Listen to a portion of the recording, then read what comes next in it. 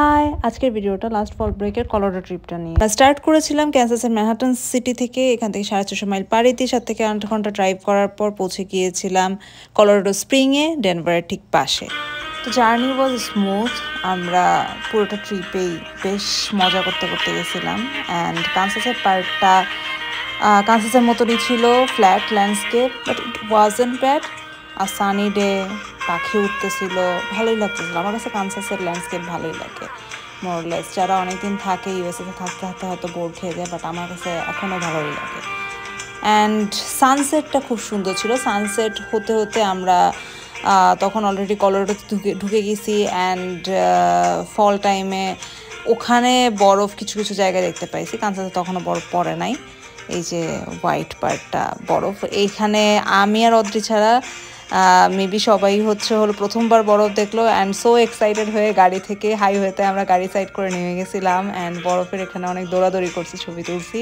তারপরে এই সিনিক সানসেটটা দেখতে দেখতে আমরা কলোরাডো স্প্রিংয়ে ঢুকে যাই। দিস সানসেট ওয়াজ অসম।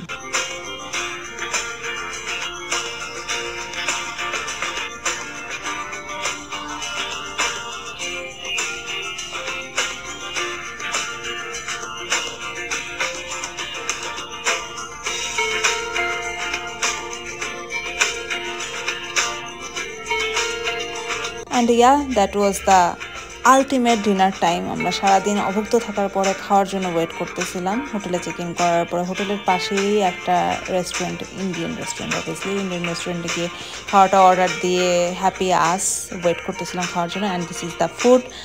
এই যে আমাদের এই ফ্রেন্ডের বার্থডে ছিল, অ্যান্ড ওর জন্য একটা কেক আনা হয়েছিল। আমরা সবাই মিলে কলোরাডোতে গিয়ে নাচানাচি করে ওর বার্থডে সেলিব্রেট করলাম। অদ্রিতা সেটা এরকম পাগলের মতো নাচেছিল, আমি খাইলাম, সবাই খাচ্ছিল। তারপরে আমরা একটু ওখানে ডাউনটাউন ঘুরতে বের হয়েছিলাম। ডাউনটাউনটা অনেক বড় ছিল, আমরা এখন পুরোটা ঘুরেও দেখতে পারিনি। তো পরের ভিডিওতে দেখা হবে কোথায় কোথায় ঘুরলাম ওটা নিয়ে। Till then by.